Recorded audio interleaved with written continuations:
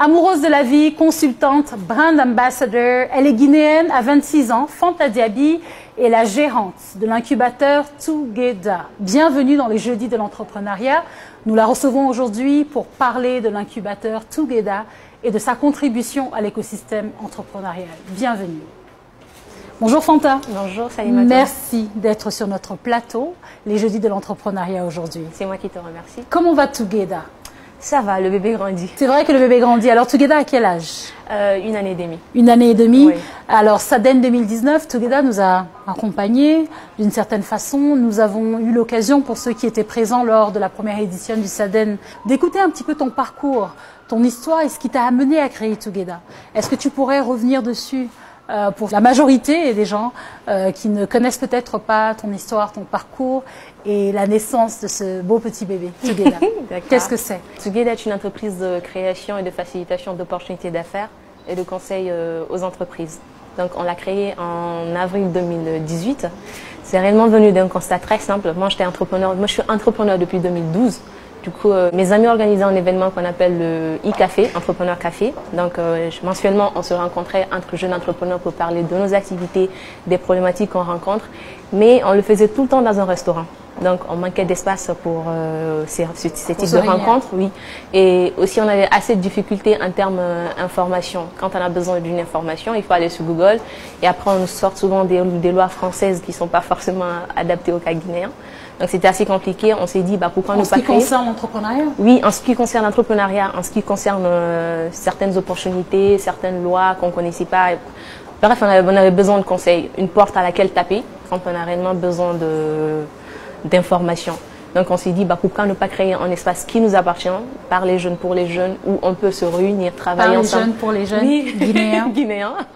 Voilà, où on pouvait se retrouver, travailler, échanger, collaborer. Donc c'est de ça qu'est née l'idée de la création de Tougeda au démarrage. Donc voilà, on a créé Tougeda et 3 mois après, on a créé le premier espace de coworking de Tougeda. On a appelé Village d'opportunités. D'accord, mais alors Fanta Diaby, tu as 26 ans, on l'a dit. Tu es quand même ingénieur d'État, réseau et télécommunications. C'est bien ça. Et tu nous parles d'être en même temps dans l'entrepreneuriat. Qu'est-ce qui est arrivé? Bon, moi, j'ai jamais senti ça parce que depuis à bas âge, j'ai des parents qui sont commerçants. Donc les vacances, je vais au magasin et je les aide à vendre et tout. Et c'est là que je me faisais des petites économies pour acheter des petits objets pour l'école et tout. Donc j'ai grandi dans ça. Et en 2012, j'étais encore à l'université. 2e année d'université, j'ai créé ma première entreprise Beltumbi, en agroalimentaire. Donc voilà, on faisait de la production de produits agricoles locaux. Donc, mais on faisait de la transformation à petite échelle, vente à petite échelle également. Donc, fonio pré-cuit, grumeaux, poudre de gingembre, tout ça. On a commencé par ça. Donc, moi, c'était tout naturel, au fait.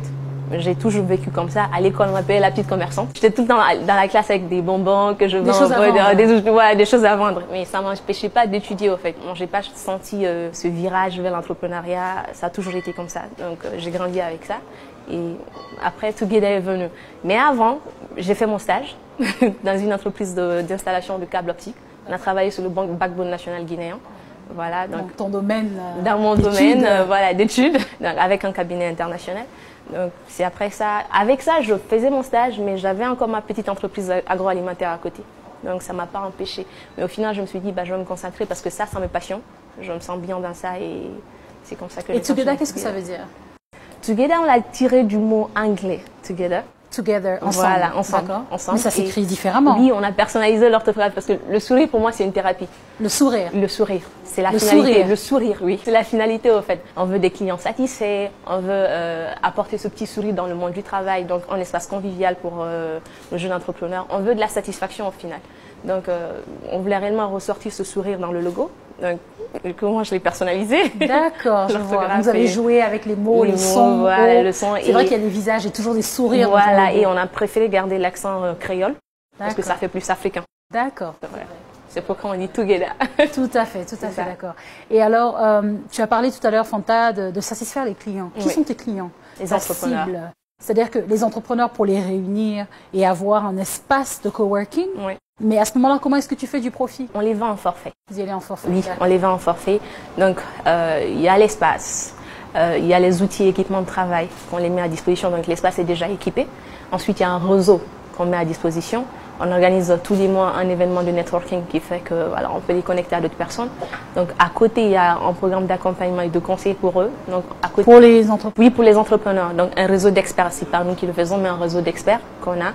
Donc s'ils ont besoin de conseils en fiscalité et conseils juridiques, on a un conseiller en fiscalité, un conseiller juridique, on organise un rendez-vous et voilà. Donc en plus d'avoir l'espace, il y a également des services en plus qui sont disponibles. Et ils peuvent profiter d'une communauté déjà sur place. En effet. Oui. Et du coup, alors c'est beaucoup de start-up, j'imagine. Ce ne sont pas votre cible, parce que lorsqu'on parle d'entrepreneurs, il faut quand même préciser qu'on parle de jeunes, très très jeunes entreprises qui sont en train de commencer, non? Oui, Est-ce que je me trompe? Oui. Parlez-nous un petit peu de votre clientèle. La clientèle, principalement, c'est les micro, petites et moyennes entreprises et les start-up. Parce qu'en Guinée, les start-up ne sont pas encore assez nombreuses. Mais par contre, on a ces petites entreprises qui sont là, traditionnelles, qui n'ont pas à chercher de modèle, qui font rentrer de l'argent, mais c'est pas comme les startups qui sont là à chercher un modèle et à travailler sur le long terme, c'est assez compliqué. Donc nous, on les reçoit tous, que ce soit des indépendants, des freelances, des startups ou ces petites entreprises-là. Ça, c'est une partie de la clientèle. La seconde partie de la clientèle, c'est les grandes entreprises, les institutions qui ont envie de développer des programmes pour ces jeunes ou accompagner ces jeunes-là. Oui, avec eux aussi, on travaille. Donc, c'est dans ce cadre-là qu'on est en train de travailler avec un partenaire. On a développé un programme d'accélération pour ces jeunes entreprises qui sont chez nous. Donc, je voulais rectifier, Together n'est pas un incubateur. Ce n'est pas un incubateur, je m'excuse. On collabore avec les incubateurs. Nous, c'est pas notre travail. On n'est pas un incubateur parce qu'on n'est pas avec des gens qui sont à la phase d'idéation. Donc, on est avec des entreprises qui sont déjà en activité, qui ont besoin souvent de développer un réseau, de développer un portefeuille clientèle, qui ont besoin de conseils. Ils sont assez libres, en fait, ils sont assez indépendants. Et c'est quand ils viennent taper à la porte que nous, on est là avec le réseau, avec tout ce qu'il faut. La solution est... Alors, je reviens dessus. Together n'est pas un incubateur. Together n'est pas un Lorsque l'on vient et que l'on tape à la porte de Together, ce que Together peut faire, c'est offrir un espace de coworking, c'est offrir différents services, conseils connecter les jeunes aux opportunités de croissance, surtout. Village d'opportunités. Village d'opportunités. Fanta, tu as participé au SADEN 2019. Est-ce que nous pouvons revenir sur ton expérience? Quelles sont tes impressions du SADEN 2019? Moi, j'ai aimé le SADEN 2019 parce que c'est le premier événement qui nous réunit tous. Il y a beaucoup d'événements sur l'entrepreneuriat. Sur l'entrepreneuriat, il faut le dire, mais le SADEN, c'est différent, c'était complètement différent. Est-ce que Together, on a ressorti quelque chose de concret? Oui. J'ai fait énormément de contacts lors du SADEN. J'ai rencontré principalement un mentor qui me suit, qui m'accompagne, qui est un fonds d'investissement, qui veut investir dans Together. J'ai rencontré un très bon ami qui nous a accompagnés et qui nous a mis en contact avec ce partenaire qui veut accompagner et financer, subventionner ce programme d'accélération de Together. À travers ces connaissances-là, j'ai fait un voyage sur Bamako pour le CIAF, le sommet des investisseurs d'Afrique francophone. Grâce à ce SADEN aussi, grâce au contact que je me suis fait lors de ce SADEN, je viens de faire un voyage sur l'Éthiopie et poursuivre une formation offerte par la BAD aux accélérateurs africains. Et aussi, j'ai participé à la rencontre annuelle de AfriLab. Mais tout est venu du SADEN, en fait. Mais c'est magnifique parce que tu es resté occupé. Il faut dire que le SADEN, la première édition du SADEN était en mars 2019. Oui. Et tu es resté très occupé depuis. Oui. Tu portes plusieurs casquettes, mais tu es resté très occupé. Oui, parce qu'au-delà de Together, je suis consultante au PNUD sur un projet Youth Connect. D'accord. Donc, une initiative. Qui consiste à quoi? Oui, qui développe un parcours d'insertion socio-professionnelle pour les jeunes entrepreneurs indépendants et salariés. Donc, du pays. Ensuite, qui va créer une plateforme de connexion entre les jeunes et les opportunités de croissance, un peu comme Together. Et aussi, cette plateforme va essayer de converger toutes les initiatives qui vont à l'encontre du développement des jeunes et de leur insertion socio-professionnelle. D'accord. Alors, il faut le reconnaître, Together participe pleinement à l'écosystème, à développer, à améliorer l'écosystème entrepreneurial. Tu nous as parlé d'un accélérateur qui est en train d'être mis en place. Est-ce que tu peux nous parler un petit peu plus d'autres ambitions à moyen ou à long terme de Together, ta vision dans 5 ans, dans 10 ans? 5 à 10 ans, je vois Together un peu devenir la porte d'entrée de tout ce qu'ils veulent faire en business en Guinée. Pas seulement, c'est vrai qu'on a un côté qui accompagne les entrepreneurs, donc on va les accompagner, créer cette base de données, mais également pour la diaspora, pour ces gens qui veulent rentrer au pays ou qui veulent faire des activités, des affaires en Guinée. On veut réellement devenir ce petit pont par lequel ils vont transiter pour pouvoir les connecter aux opportunités qui existent en Guinée. Parce que nous, la vision, c'est réellement faire de la Guinée si vous voulez, un univers d'opportunités et une destination privilégiée pour... Faire de la Guinée un univers d'opportunités. Oui, et une destination privilégiée pour ces gens qui veulent faire des affaires. Et en parlant de cela, quels ont été les défis pour Together depuis que le bébé est né il y a 1 an et demi? On a commencé pas avec grande expérience, donc on a dû apprendre sur le tas. Est-ce que c'est une grande équipe? On a commencé à 2. D'accord. Oui, avec mon cofondateur Morel. D'accord. Voilà. Et avec le temps, ça s'agrandit. Avec le D'accord. temps, ça s'agrandit. Aujourd'hui, on est à plus de 10. Magnifique. Oh, 1 an et demi quand même. On grandit.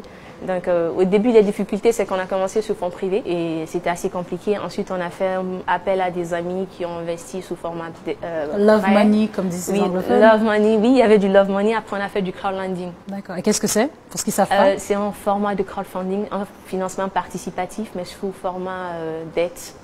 Un emprunt qu'on doit rembourser avec un intérêt. Donc on a commencé comme ça. Donc le financement ça a été un défi et c'est toujours un défi.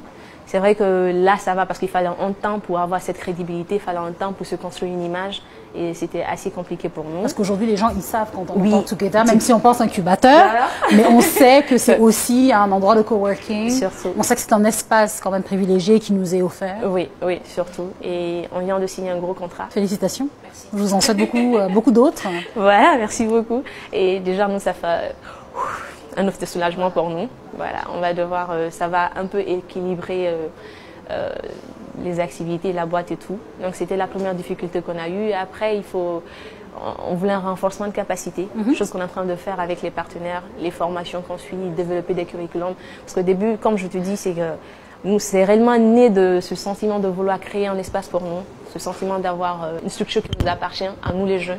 Donc c'est venu de là. Donc il n'y avait pas grande expérience à côté. Mais avec le temps, avec la vision, on est en train réellement de se former petit à petit pour atteindre les objectifs. D'accord.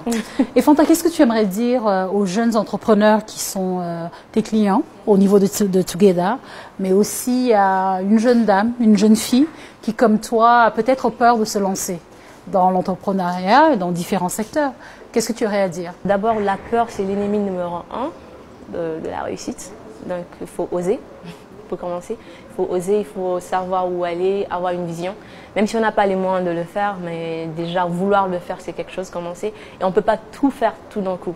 Donc réellement, l'entrepreneuriat, c'est tout un ensemble d'actions qu'on mène pas à pas. Donc l'essentiel, c'est réellement faire au jour et faire mieux chaque jour. Poser ses pierres tous les jours et être super patient. Merci Fanta. Tu sais, le SADEN 2020 arrive.